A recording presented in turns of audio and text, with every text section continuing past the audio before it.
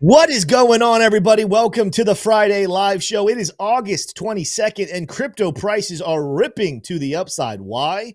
Well, in case you missed it, Jerome Powell took the stage today out in Jackson Hole, Wyoming, and surprising the majority of us, I think a lot of people were surprised, he came off quite dovish. Or in other words, he came out saying you should be expecting rate cuts very soon. This is why we are ripping the upside. This is why, once again, we can begin to talk about the emergence of altcoin season. Is it a done deal just yet? Maybe not quite, but I think we are extremely close. And in today's live show, we will cover everything that you need to be paying attention to for the next couple of weeks to make sure you are prepared and ready for the explosive altcoin season when it comes. If you guys are ready for that right now, go ahead, make sure you smash that like button and make sure you're subscribed as well. We were doing some digging and we noticed while views are up here more recently, we appreciate that. Thank you for tuning in every single day watching the Tim Warren channel. I noticed that more than 30% of our views are coming from people who are not subscribed to the channel. Subscribe to the channel. We made it a little easier for you. If you want to comment live on the live show or any future live shows, you do have to be a subscriber for 5 minutes. So hit that subscribe button and in 5 minutes, leave me your thoughts in the chat section down below. I am joined, as always, by the rest of my crew. I got Smay, I got Shrum. We're rocking the 3 black hoodies look for the day.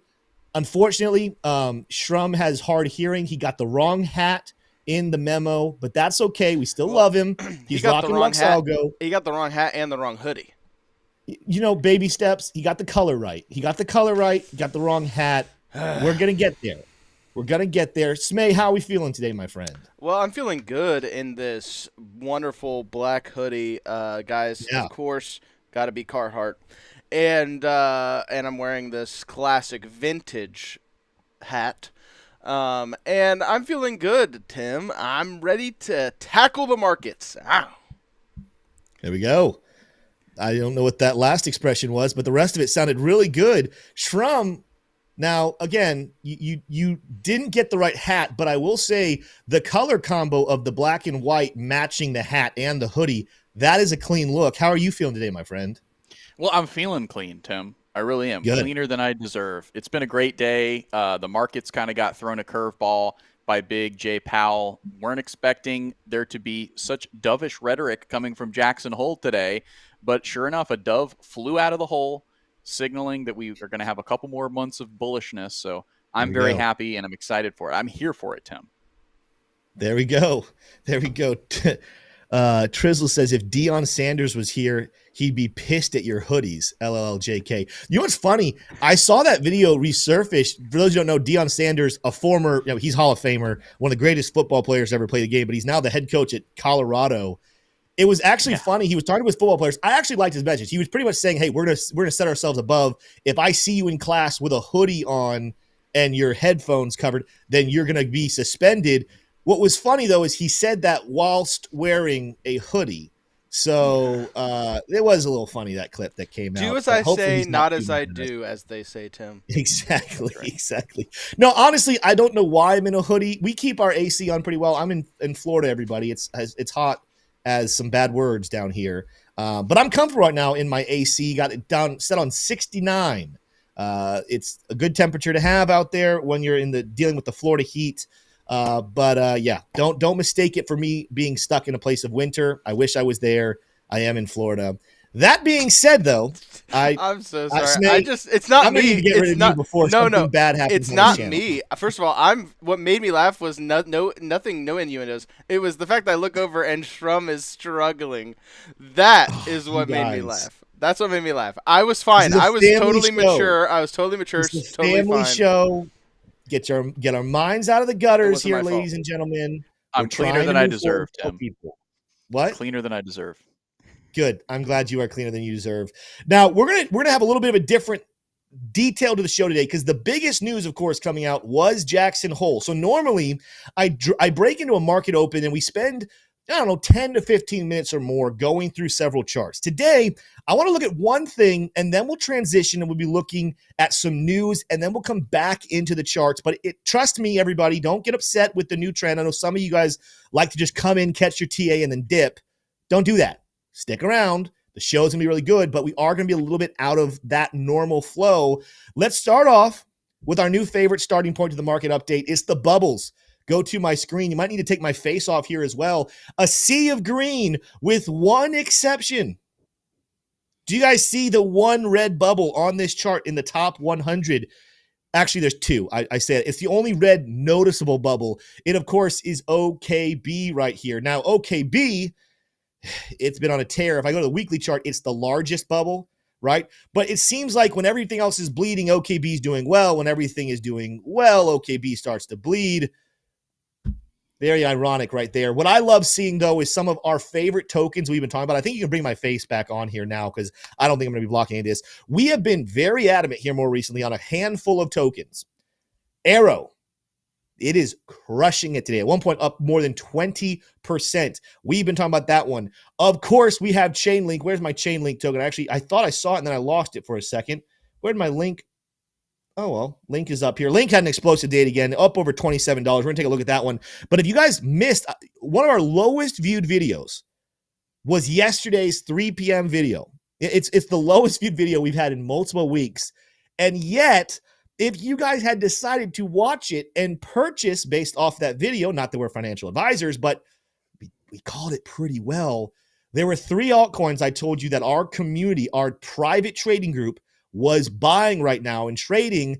We were talking about Lido, Ina, and Ray. Where's Ray from? Ray's maybe not in the top 100 there. These are tokens that are exploding here again today. It is a massive, massive bull run for altcoins. But what's even nicer is coins that we have been singling out and telling people, hey, don't sleep on these coins. They're having a very good day today. And a good day today after hearing rate cuts more than likely are coming in September is a fantastic sign of which coins will benefit maybe some of the most from an altcoin season run. We'll talk more about that here in just a little bit. But if you guys did watch that video and you guys are enjoying watching your portfolio go in the green today, smash that like button right now. If you're not subscribed, hit subscribe so you can comment and chat as well. Let's transition, though, into our conversation that really is carrying this bull run. Go to my screen here really quickly. If you missed it, and you're asking yourself, why is crypto pumping? Why is Ethereum up more than 9%, AERO 17, ENA 12, Lido 12? It was because of something Jerome Powell did this morning in Jackson Hole. And the two big things that he kind of got away with here being dovish, he said that situations suggest downside risk to employment rising. What does that mean? Kind of fluff there. Ultimately, we are watching a concern. He didn't discredit the concern of inflation, but he did say we are watching it turn towards the unemployment levels seem to be rising. The downturn of employment in general is something we need to focus our attention on, and ultimately shifts balance of risk may warrant adjusting policy. Now, you might be saying, go off my screen here, Shmay. You might be saying, what do you mean adjust policy? What exactly does that mean? Well, technically speaking, adjust policy, if we were in a season of cutting rates, that would mean we're going to start raising them again. But we've been in a pause for quite some time. Because he said this on the heels of saying that he has concerned about the future of the employment market, about the job and labor market, one can only assume, while he didn't say these words explicitly, what he was implying is it's time to pivot and begin cutting rates once again. Shrum, I want to throw it over to you for a second just to give your thoughts on comments from Jackson Hole this morning. Were you surprised like I was that we actually got a dovish Jerome Powell, one that was admitting it's time to look towards rate cuts? I was fully expecting another boring nothing burger Jerome Powell, and I was pleasantly surprised. How about you? Yeah, I was just as surprised as everyone on Polymarket and CME Tool. We got down to the lowest we got. You don't need to go to my screen, Smay, but 56% is the lowest that we got for Polymarket predicting the September FOMC decision. 56 is not less than 50. So technically, the betting markets never thought that it wouldn't cut. Now, we still haven't gotten to September, so there still could potentially be a repricing of that spread. Yeah. But I was surprised. The bettors were surprised. The bond market showed that they were surprised. It was a surprise. Now, Jerome Powell, I would say, had every right to come out and be dovish. I mean, there's definitely a reason to be dovish. And after all, I think the way he kind of got away with it was we're shifting away from QT, towards QE, right? Away from QT towards QE. And that's a big picture thing to talk about. So he didn't have to come out and explicitly say, we're going to cut in September, as much as just kind of acknowledge the big shift from QT to QE. That was his prerogative, and he did it well. He executed, and the markets heard him loud and clear. And they were very surprised, but so was I. Yeah, and anyone who's even saying, I saw one comment talk about this, and by the way, I don't think that person say anything in mean, so I'm not calling this person out or saying like, hey, I'm arguing with them. They're dead on. Who was it? The comment said, what a difference from the change of plans video. If you missed it last night, I went for a small drive, had to run an errand, and I said, you know what, let me make a video for the people. Crypto prices were dropping. We had some bad news coming out from one of the Fed members. I made a video, and in the video, I talked about how I made some predictions that ended up being wrong. I thought Jerome Powell was going to be boring here today. But I did tell you guys in the video, don't be surprised if there's a manipulation play where they set you up to feel like rates are not going to get cut, and then they scoop in, and all of a sudden we get good news. And at that time, the retail had sold or was selling towards the bottom, and then whales end up buying the dip. I thought that was something that would play out maybe next week or the week after. Turns out the whole set, the bait and switch was done within 24 hours. What am I talking about? Well, one of the Fed members, Hammock, I don't know her first name, but Hammock yesterday came out and said that the numbers do not support a September rate cut. What happened? Go to my screen here, and we're going to look at some up-to-date numbers. Take my face off this real quickly. This is the prediction right now on CME for September rate cuts. It actually was up above 90 again today. So we've kind of slumped back down, sitting at 85. But earlier this morning or late last night, after the marks from Hammock, when I made my video, we were sitting at 71%. So still predicting a rate cut, but dropping from the high 90s. It was definitely slumping down to the downside. Same thing with Polymarket. Right now, you can see here, Polymarket today has shot back up above 80. It's now sitting at 78%. But look at the drop that was happening yesterday. A lot of that drop coming after the words of Hammock. Everything suggested from Hammock, go off the screen here, go back to full screen for me, Smay, that we are going to get a hawkish or neutral Jerome Powell, that they want to set the stage to crush the markets. That's why I'm so surprised about what Jerome Powell said today. So that part of the video yesterday, I did predict that Jerome Powell would be boring or maybe a little hawkish, let the weekend maybe bleed a little bit. That part of it was wrong. But I do want to hold fast to a prediction I made in that video and say, listen, I don't get everything right, but sometimes I do. I think more often than not, I do. If you guys watch the whole video, I told you, do not be surprised for a little manipulation play where they swoop in and change our mind. Now here's where I want to go with that, because we're very bullish today, and I'm very bullish, and we're watching markets rip to the upside. Ethereum almost hit a new all-time high today. Maybe, if we're lucky, during this live show, ETH ends up going ahead and finishing the job and hitting new all-time highs. But in the same breath that yesterday we were sitting on bad news, almost a month away from the next FOMC meeting, we're sitting on bad news, and I told you, be prepared for a potential manipulation play where they lead us into thinking everything's going to be bad and then flip the script and give us good news. To be fair, the same thing could happen in the opposite direction. Right now, people are riding a high. We're anticipating, we're thinking that there's going to be a rate cut in September. There's two big things that will happen, though, in the month of September between now and that actual decision. Maybe right now, Fed members, if the vote was happening today, they would be voting for a rate cut. But what's going to happen after September 5th and September 11th, the next two times we will get to see unemployment and inflation numbers. I mean, that's the ultimate balancing act the Fed has to deal with. Jerome Powell said in his speech, inflation, it's not bad, it's sitting at a good level, but it has slowly started to tick back up. Okay, you don't want to ignore that.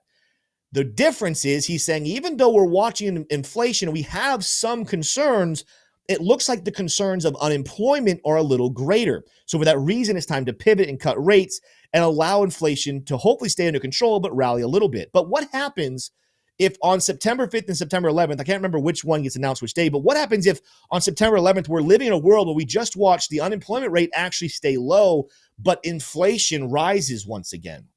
In that case, the flip of the script would happen again, where everyone's riding a high and the markets have been pumping, and then boom, they pull the rug out from beneath us and no rate cut is happening in September. I don't want to confuse people. I'm not trying to hurt you. I'm trying to prepare you that manipulation plays its ugly head in both directions. When we're really, really bearish, I'm always very cognitive and looking for some sort of bear trap to happen and a flip to the upside. But when we're in a bullish situation, until we actually have certainty, and I'll talk a little bit more about this later in the show when we get to Bitcoin's chart, until we have certainty, I'm also sometimes when we're rallying looking for bull traps to reject us and send us back to the downside. That's the market we're into. Until we get certainty in the markets, until rate cuts are a done deal, sure thing, you always have to be a little weary of manipulation. Now, I say all that as a caution to let you know I am still very bullish. I still think this lines up with a long-term bull market run that will make people a lot of money. I'm all in crypto. I didn't sell a single Satoshi even throughout this whole dip process. I added to my bags. But I just want to make sure people are ready and prepared that the chaos might not be over just yet. Shrum, before I get into the charts, anything you kind of want to wrap up that topic with a pretty bow? Anything you want to add to what I said, or do you think I covered all of it? Yeah, I mean, my further comments would just be on the charts, right? Yeah. The weekly MACD is looking like there could potentially be some curling to the downside for Bitcoin. There could be some more downside. So does that mean it has to go down further? No, but there's a lot of time between now and September 5th, which is when we get an unemployment print, and September 11th, which is when we get our inflation print for August in September. Okay. And then September 17th is a little less than a month away. That's a lot of time for the market to introduce new narratives, to potentially have a scare of a gray swan or a black swan or something like this. Even if they don't occur, it could be something fearful like a recession. Haven't trotted out the recession fears in a while. There's all kinds of tools in the toolbox of the manipulators, of the composite man, to bring prices lower. Now, Jerome Powell just kind of laid down the law, kind of laid down the support. The bedrock of how low we can go is only going to be so low because we'll probably get a cut in September. But until then, the market's going to forget. Participants are going to have a very low memory. And so there could be a lot of bearish narratives that pop up.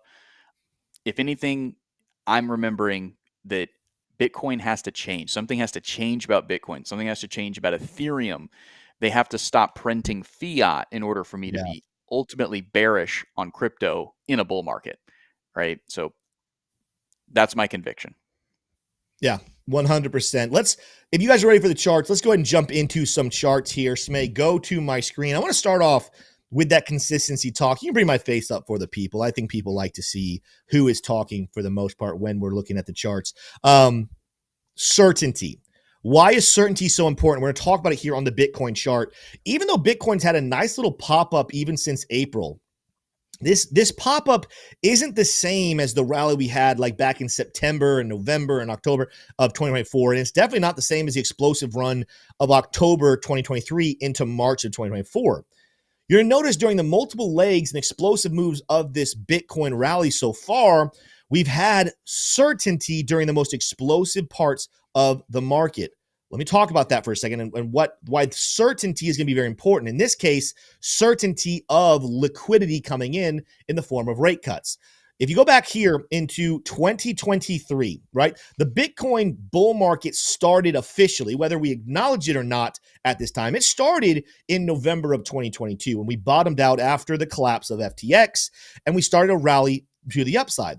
Well, as we get into the late spring, early summer of 2023, the rumblings of spot Bitcoin ETFs became the main focal point of the markets, okay?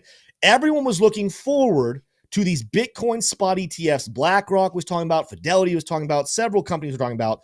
And you'll notice throughout this time period, what happens is you get these surges to the upside and then something kind of crushes it and we kind of consolidate down to the downside.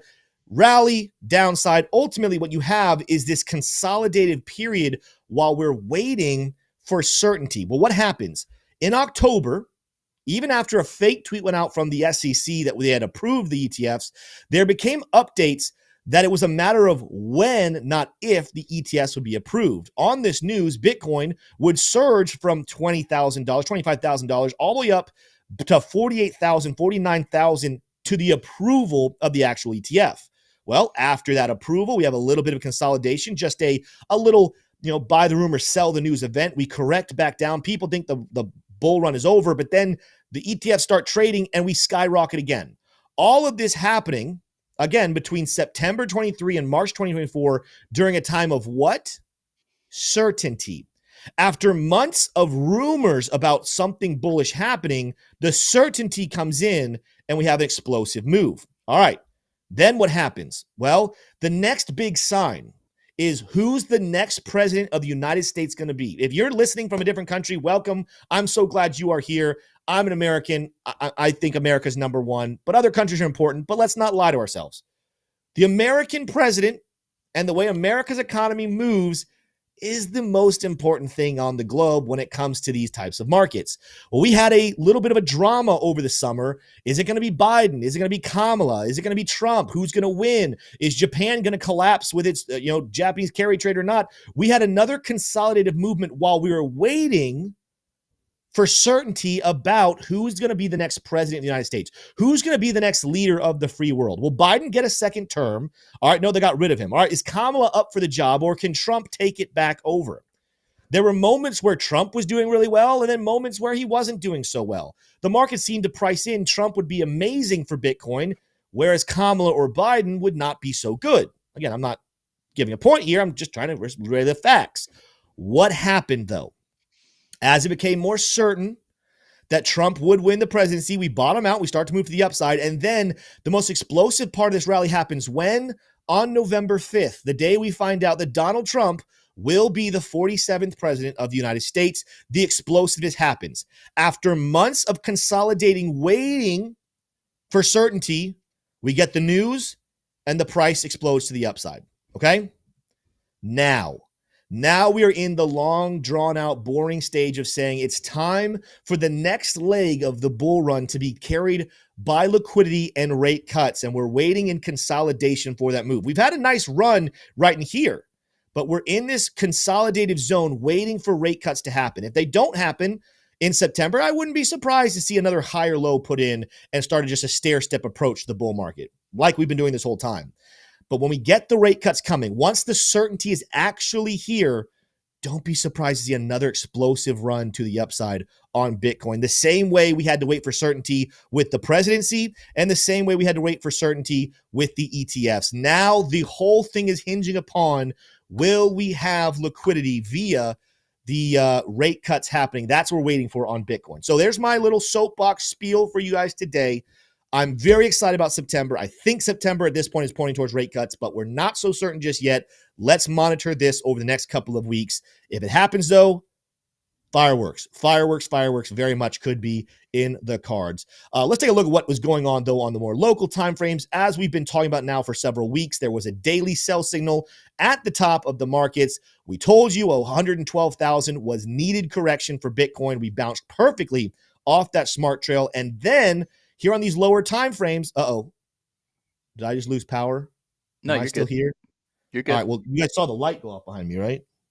No. There's a storm outside. So if I lose power, Shrum, you're going to carry the show until we got to speed this up just in case the power does go away. All right, so we quietly here on the 1 hour chart did something we haven't done since the all-time highs back on August 13th. Notice lower high, lower high, lower high, lower high, lower high, lower low, lower low, lower low, lower low. We broke several previous highs on this trend, breaking out of that structure. It is absolutely looking like the support from that daily smart trail was an amazing buy level. Will it hold up? That is going to be the question. We're also monitoring right now on Bitcoin. While that daily support level has been hit, I would really, really, really feel more comfortable if we could cancel out this weekly sell signal. We've been talking about this one for weeks as well. Red reversal, bearish momentum, bearish divergence, and negative money flow. It has had a bad record this cycle of being a great sell signal for bear markets. Now, in a bull market, these can get canceled out. That's what I'm looking for. Can we get a green dot? Can we get positive money flow? Can we set a new all-time high, canceling this out? I'm still monitoring it because in the short term, everything right now for the next little bit looks very bullish until bad news comes along. We got to make sure, again, this is why I'm saying we're not out of the woods, is they always could pull the rug out from under us, say we're not going to have rate cuts. We're still dealing with that weekly sell signal. And that sell signal still, if it were played out, would have targets down south of $100,000 for Bitcoin to retrace to. So we are sitting in a very good spot. We hit some major support level on the daily chart, but don't start counting your Satoshis that are valued at $150,000 per coin just yet. We still need to get out of the woods on the whole front and cancel out that weekly sell signal. Some other things, though, that are giving me some great feels about where we are when it comes to altcoin season. A lot of you guys are watching this because you saw the thumbnail, you see the title. You're like, hey, Tim, let's talk altcoin season. Let's transition from Bitcoin into altcoins, but you got to start with the transition chart, the Bitcoin dominance chart. It is plummeting here today. Another lower low in here. And again, for the first time in years, for the first time since all the way back down here in November of 2022, Bitcoin's dominance chart has several lower highs and lower lows trending bearish. Why did we say 58% was a target that we're tracking?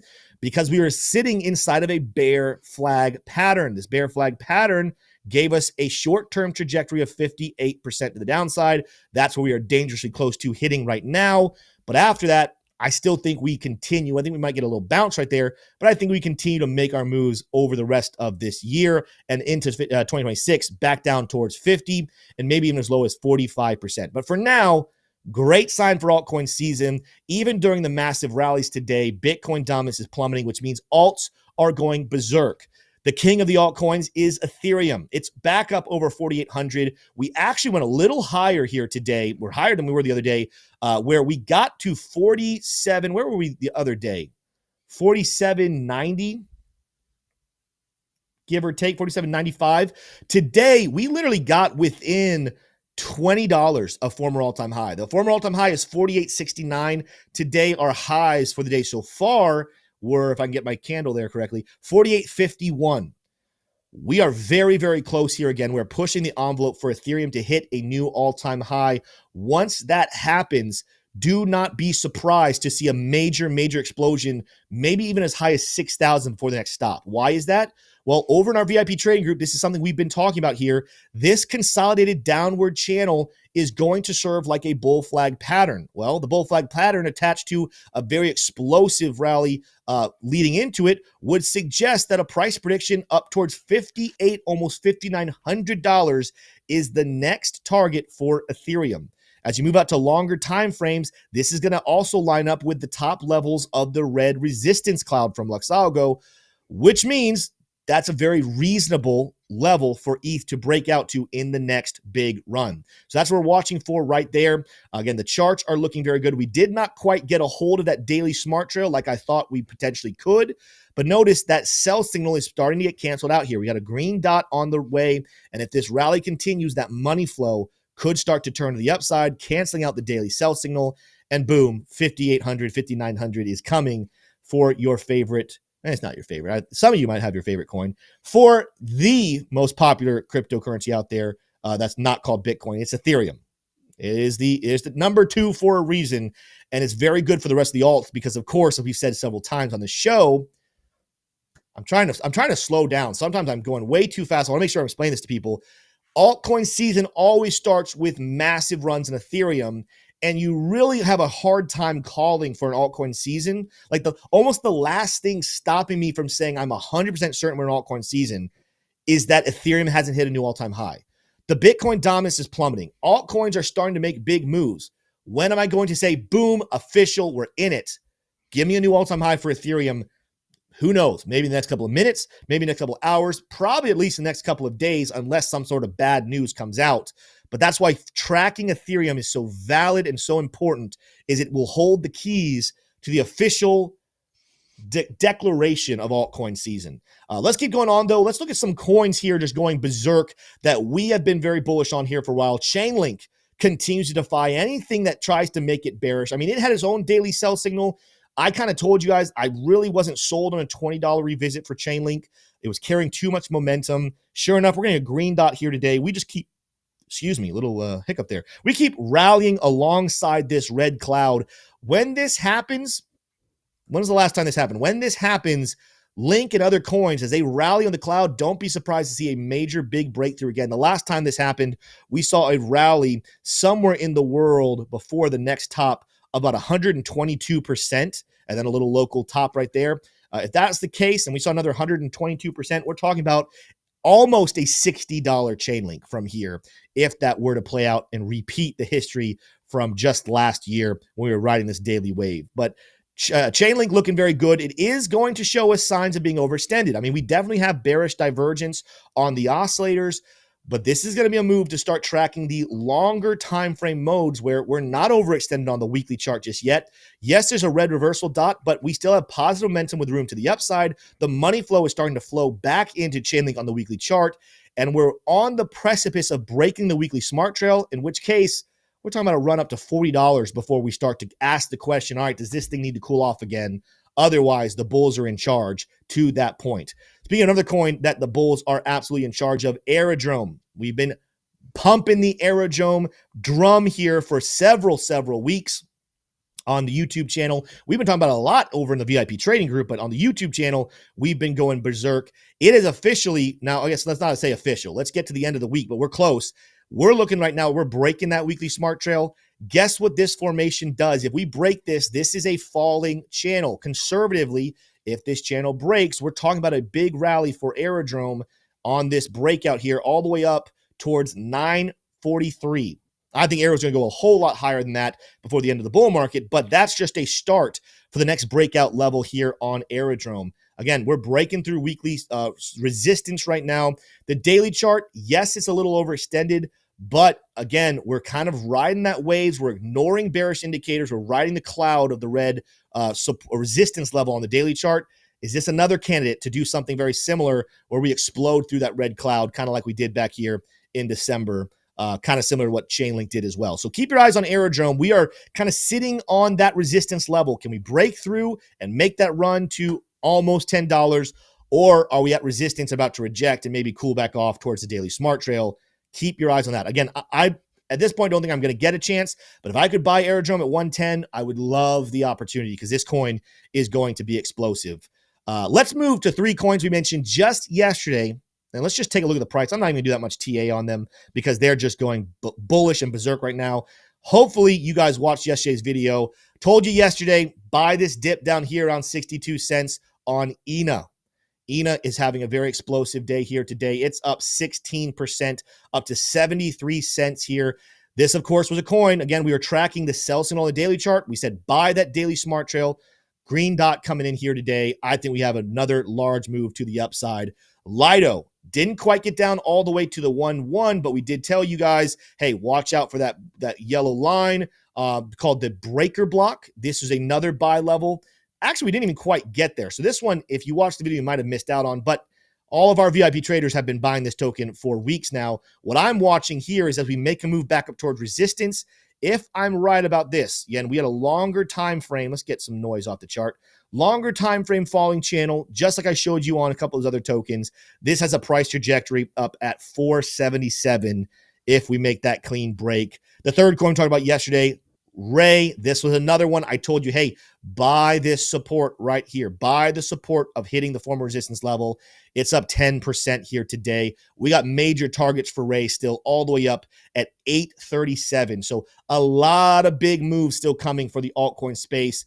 And it's just, it feels good. I mean, some days our coins are doing awesome. Some days they're not. What feels really good is I really feel like these 5 coins, we've had a lot of coins recently we talked about, but we've really beat the drum recently on these 5 coins. And anyone who's been watching this channel and is saying, you know what, I trust Tim and the team. I think they have a good eye for what to buy and when to buy it. Man, I'm so happy that you guys have a very green looking portfolio today. If you've been following the channel, if you've not been following the channel, hey, that's okay. Got a long way left with the bull market. Subscribe right now. Watch every video. If you want to know more and you want to know it early, join that VIP trading group in the link down below because that's where all the greatest calls are coming early. We then get it to the YouTube channel later when we can. But that is what's happening right now. Boom, it's 3:30. It's 3:30 and we just finished the charts. I think we're still going to have time for some Q&A later in the show, but we got a couple other headlines that I do think are important to cover here. Let's kind of go through those, starting off with some good news coming on the tariff front. Canada to remove the retaliatory tariffs on many U.S. products. Did Canada cave? Did Trump win? I don't really care. I don't care if Trump wins or Canada wins. People win. I think when we get rid of some of these tariffs and we create fair trade deals that both countries agree are going to work for their people, that's the win here. And with tariffs coming down, it's a win for cryptocurrency because it's one less thing that could affect and hurt inflation levels. Very, very good sign right there. The next one, I'm going to kind of both these together, Shrum. I'll ask your opinion about both of them.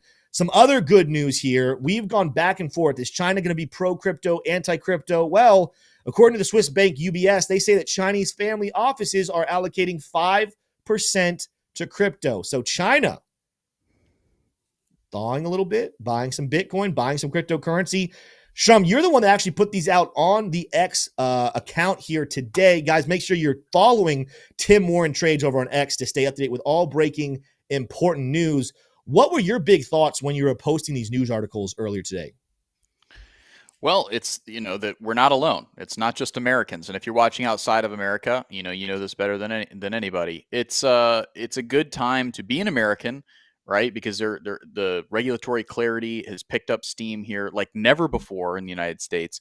But it is in large part to China and people all over the world that these prices are going to the upside. So Chinese family offices getting some exposure to Bitcoin and other cryptos, very positive for the space. And they're doing it through Swiss banks, which is interesting. The UBS is a Swiss bank that is going ahead and reporting a specific demographic of family office data that's coming in their way.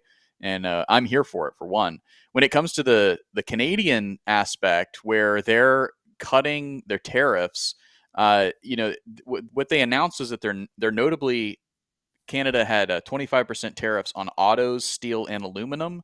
Those will be the ones that remain. So not all tariffs have come down, but the 25% tariffs on like pretty much everything else have gone away. Now, I've been on record saying when you hear about Mexican and Canadian trade relations with the U.S. under the Trump administration, think about it like this. Donald Trump has his buddies, Canada and Mexico, right? We do a ton of trade together. It is completely off the table that we would stop doing trade together in the mid to long term, right? But in the short term, it is completely fine to get with your buddies and show to China and India and others that have a little more leverage on the U.S. economy. Say, hey, look, this is how things should go. Canada, they're going to put up a fight. We get it. But then they're going to eventually capitulate and we get what we want.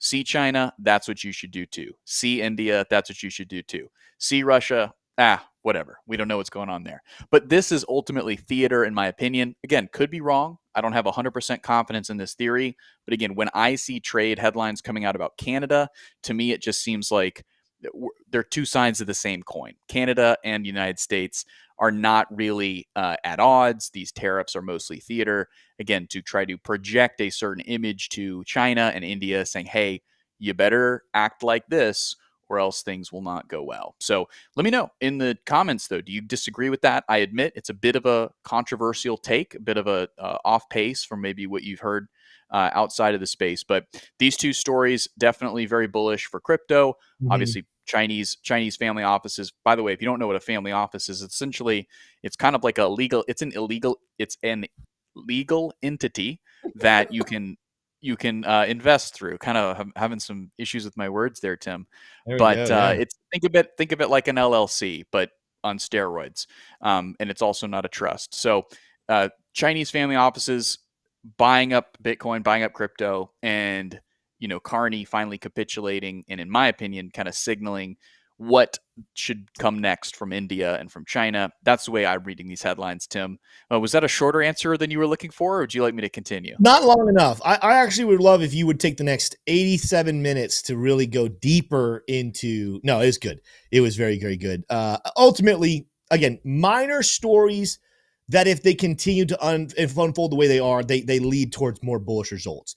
If Canada and America have good trade relations and the tariffs start coming down, that's good. If China continues to soften and we see Chinese companies adopting crypto, it's good, right? That's the majority of what we wanted to cover there, because there really wasn't a whole lot of news today outside of what happened this morning in Jackson Hole with Jerome Powell. So just a couple headlines to make sure you're aware for your weekend.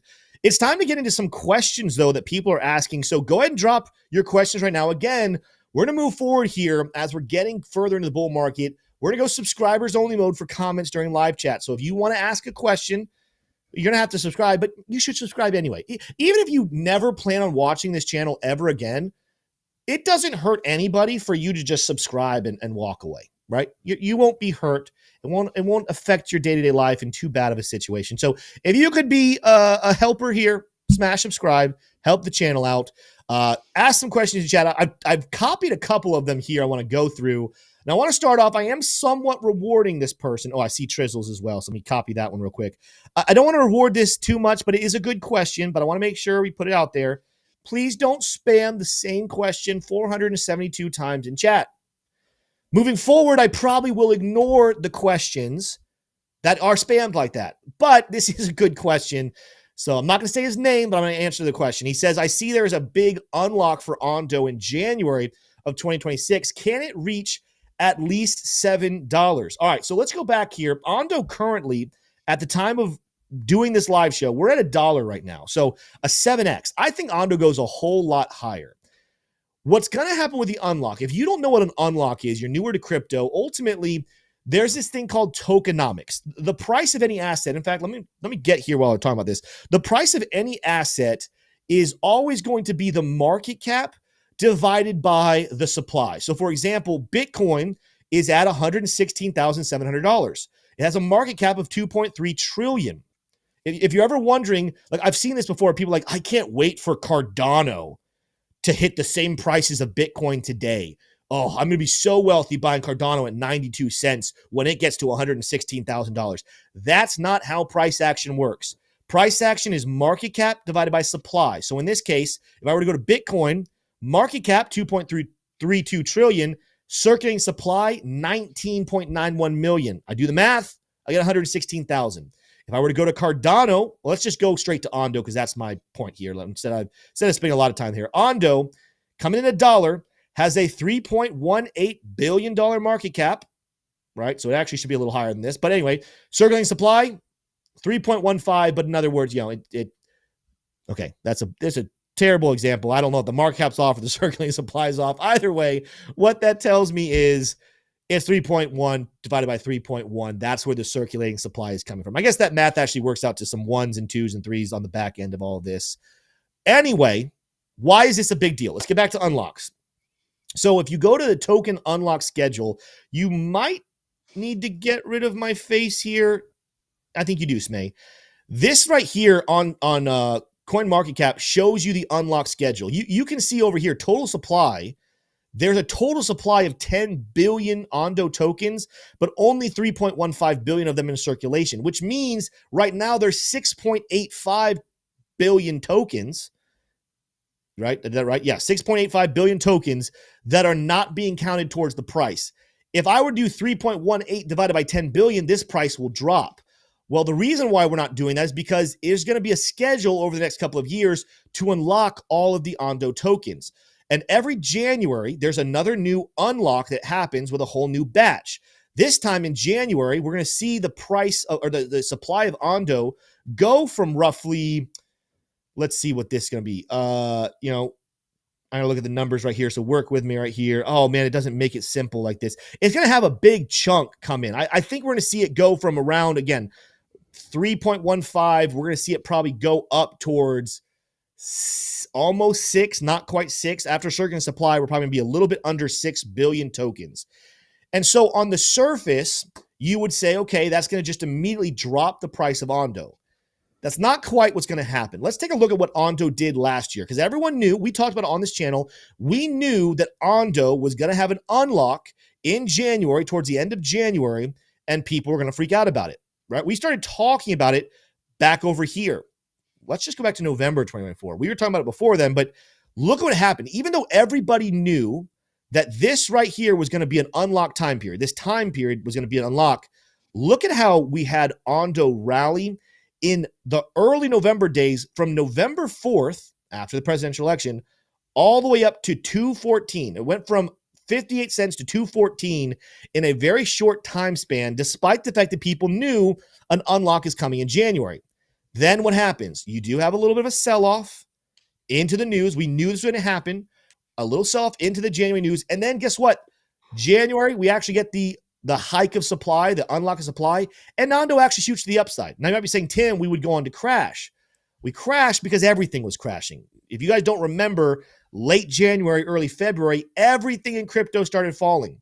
But what I think is very interesting is with months before it happens, we had a major rally on Ondo with a minor correction. And then ultimately, when we actually got the unlock, we had a local bottom and started to rally again. And if we didn't have that colossal crash in February, who knows if Ondo would have shot to new all-time highs right after that unlock. What's my point here?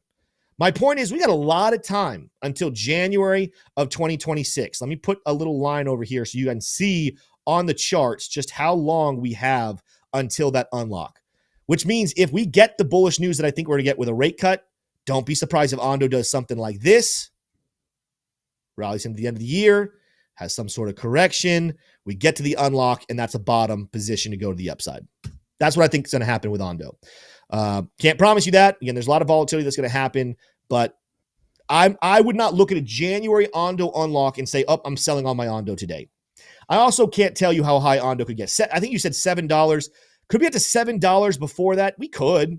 Again, I think a floor at the end of the bull market would be closer to $10. I think $20 is still very reasonable for Ondo, but I'm not going to try to project, at least right now. Let me do more research and maybe a video about that. Are we capable of getting to $7 before the end of the year? I need to put a little thought into that when it comes to Ondo before I just make that declaration on a live show. All right, good question there. You go off my screen. Another one came in from Sid W. Or Side W. I don't know how to say that name. Shrum and Smay, if you guys see other good questions, just copy and paste them so I don't miss them while I'm answering some other ones. But what are your views on the coming ETFs and your views on Polkadot? Shrum, you might be able to even comment a little bit on the ETFs, but I'm going to give you my take. Let's start off with Polkadot. Yes, Polkadot's rallying today. Yes, Polkadot is not at zero. Do I own Polkadot? No. I believe Polkadot, until I hear something different, right now, Polkadot, in my viewpoint, is a dead altcoin. They ran out of money. Their devs are fleeing. They might have had a great technology. I'm not kind of pooping on Polkadot, the technology. I'm pooping on Polkadot, the business. They ran their business into the ground, made terrible decisions with money. And when you don't have money and you wasted all of it promoting and did not have good results for your promotion, that's a sign of a bad team, bad business. When I say dead altcoin, I'm not saying it's going to zero. I'm not saying that Polkadot just falls off the map and ceases to exist. I think Polkadot's going to be passed, and it's not going to be a great return on your investment. I am calling it, for lack of a better phrase, a dead altcoin. There's not a lot of cryptos out there that I'm bearish on. I'm going to try to make a video in the next couple of weeks of 3 coins that I think people should avoid in this bull market. I don't know what the other 2 are going to be yet. My team and I were working on that research. I can tell you right now, Polkadot's going to be on that list. Until something changes, Polkadot is a dead coin in my opinion. I'm staying as far away from it as possible. As far as the other side of your question about the ETFs, I think ETFs could be very bullish. And I know there actually technically might be an ETF for Polkadot. An ETF by itself is not bullish. Your token still has to have groundwork itself and development happening. I think that ETFs will unlock a lot of money that would never have gone into Coinbase or go into some sort of DEX to buy.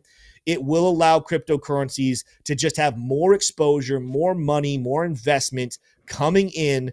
And so in a nutshell, ETFs for cryptos, it's bullish. Why? It's just another way to buy crypto. Now, I don't love the fact that ETFs are going to encourage people to not actually own cryptocurrency, which is freedom. Like right now, if you own a Bitcoin ETF, you don't own Bitcoin. You own a piece of paper that's equivalently tied to the price of Bitcoin, so your wealth goes up. But technically, that's BlackRock that owns that Bitcoin. If you bought on BlackRock, or if you bought on Fidelity's, that's Fidelity that owns it. I myself would much rather hold the actual Bitcoin myself, move it into cold storage, have that for my children long term. But I also am not going to sit here and tell you, stay away from ETFs. They're terrible. They're ruining the ecosystem. No, they're going to make prices go to the upside because it's just more and more people getting exposure and money into crypto. I just don't like the fact that it's going to be the big banks who are actually custodying all of that cryptocurrency. Shrum, do you have a different thought or different take on that before I move on? I like to swing trade the ETFs, the ones with very So low you're fees. part of the problem, is what you're saying. See, now Shrum and I are gonna have to fight off of air because he's part. Yeah. No, I'm just kidding.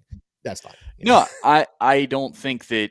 I think that there's different security strategies. I mean, if you have like cold wallet, that's obviously the most optimal. If you have it on, something like Coinbase or Robinhood, there's also security benefits to that as well. An ETF is a very different way to gain exposure to the price action of Bitcoin in a pretty darn secure way too.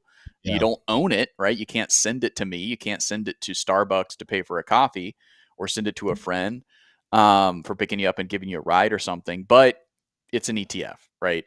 As far as Polkadot, a part that you didn't cover there that I like to talk about too is that the whole thesis behind interoperability is kind of passed by not just Polkadot but also Cosmos. The ticker was Atom, ATOM, still a ticker. I sold those off probably late 2024, right? I'm out of those. Interoperability as a use case for the entire blockchain is very unstable at this point. It's not a good foundation for a use case because of what Chainlink does, and because Ethereum EVM is so intercompatible, interoperable in and of itself. If there's going to be a blockchain these days, it has to be interoperable with other chains and definitely with stablecoins. So does Cosmos and Polkadot play zero role in Web3? No, I think that they probably end up finding a use case. After all, they're both still valued in the hundreds of millions, or at least tens of millions, right? So they'll figure something out. But I don't think that they're going to rise to the heights of Cardano or Solana or XRP, just because they bit off a big bite into a pie that ended up shrinking. If that's the way you want to think about it. Yeah, before we move on, I want to address two things. First of all, someone's asking about super chats. Guys, months ago, a month and some change ago, YouTube demonetized our channel.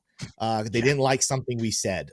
We are hopefully going to get it back in September, but anyone asking about super chats, I wish we had super chats. I wish we had that stuff. Yeah, they demonetized our channel. You know what? One of the ways you can help us get that monetization back is like every video, make sure you're subscribed and comment as much as you can that you love this channel, that it's one of the most valuable channels out there, and even maybe put in there, hey, Team YouTube, give them monetization back. That wouldn't hurt a thing whatsoever. But hopefully it's coming back again soon. We do apologize for that. Robert D, I don't know if you're referencing this to me or not, but I think it's a fair observation what you're saying, so I want to address it. Robert D said, you don't know anything about any of these tokens, teams, literally nothing. Now, I'm going to be honest with you guys. I am not your fundamental in the weeds guy, right? I'm not going and meeting the CEOs and the devs of all the different projects. There's so many channels to do that.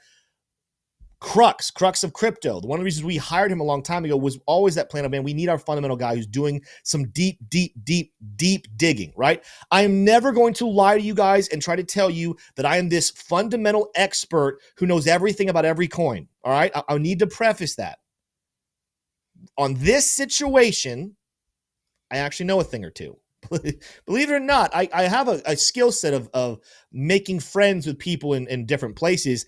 I am friends with one of the guys who formerly, and the key word here is formerly, and it's not because he was fired from Polkadot, it was because Polkadot's in trouble. He worked for the marketing team in Polkadot. And he kind of reached out to me and he said, hey, man, please deal with this information quietly. I'm not going to say his name, not going to say any details. He asked me to keep that secret. I kept some of these details secret for a while. He said, hey, man, Polkadot just ran out of money. They pretty much just told everybody we messed up. All of our marketing endeavors failed. They did not get us what we thought. We have no more money to pay people. I don't know about you guys.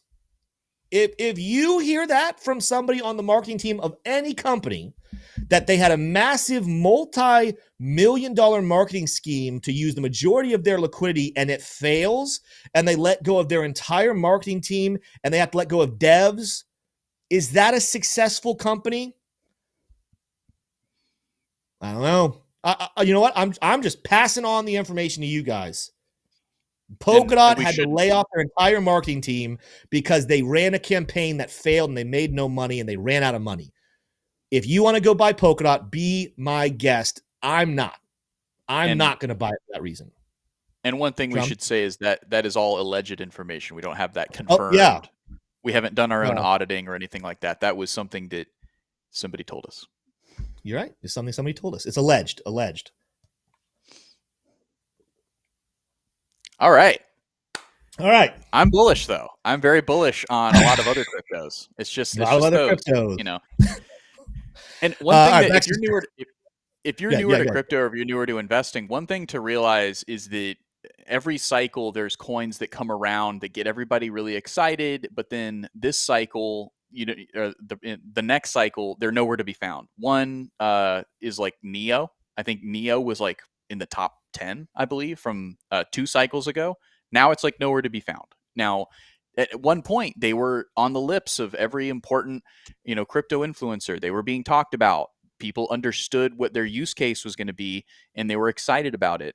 But we're in crypto, right? There's a lot of things that are not exactly certain how the product market fit is going to end up working out. Bitcoin has an excellent product market fit. It is digital gold. Ethereum, excellent market product fit. It is essentially a more secure internet, an internet 3.0, right? And then you go on down the line and the use cases get either even better in the case of Chainlink, or slightly worse like Polkadot, where it's just not clear how that's going to deliver value to the market. So when we talk about these things, there's a lot that goes into it from the business side too. Like how are these companies actually operating, and are they on track to make a profit? That might be a question to ask at some point when you're investing in things. But there is also a lot of hype. There's a lot of grace, a lot of mercy given to these projects because they're not expected to make a profit yet. They're in the promise phase. The whole industry is in a promise phase unless your name is Ethereum or Bitcoin. So just keep that in mind, especially for those of you who've never invested in the stock market before. Eventually, the piper is going to come calling, and 90% of these coins are going to go to zero because they never actually made anyone's life easier or better. Yeah. Or maybe they did for a while, but then AI was like, nah, we can do that way, way better. Goodbye. So just keep all that in mind. Sounds good. Well, let's look at one thing real quickly, and then we're going to get one more question. Call it a nice day today on a Friday. ETH making another push here on the charts. We're back up to where we were just a little bit ago here on the 15-minute chart where we got to earlier today. Again, it doesn't look like we're probably not going to be live unless this happens in a flash rally in the last couple of minutes of the show. We're probably not going to see it live, but do not be surprised if when we come back on Monday, we are talking about a brand new all-time high for Ethereum. Would love to see it. It's about time. And again, at that point, I think it's all but certain altcoin season is here and it's ready to go. Let's take one more question here. I saw this one earlier from B-Ball Golf. He said, hey, Tim, can you remind us where your 50 to 45% Bitcoin dominance prediction comes from? Yeah, I would love to do that. Let's go out here and take a look at it. By the way, that one keeps on dropping. We're at 58.29 right now. Bitcoin dominance heading down towards targets. So there's a maturation that happens with Bitcoin every single time. So some of this is going to be somewhat speculation. And then there's a light bit of technical analysis that I would kind of throw on the board as well. Technical analysis wise, what I'm going to go back to is Bitcoin dominance is absolutely in a symmetrical triangle of types. It's not a perfect one, but the Bitcoin dominance top way back in 2017 was at 97%. The top here in 2021 was up here at 73.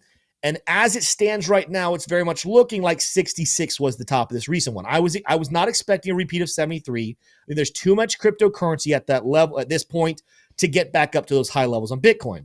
But you'll also notice that Bitcoin would drop from 97% in the winter of 2017 all the way down to 35% by February of 2018, okay?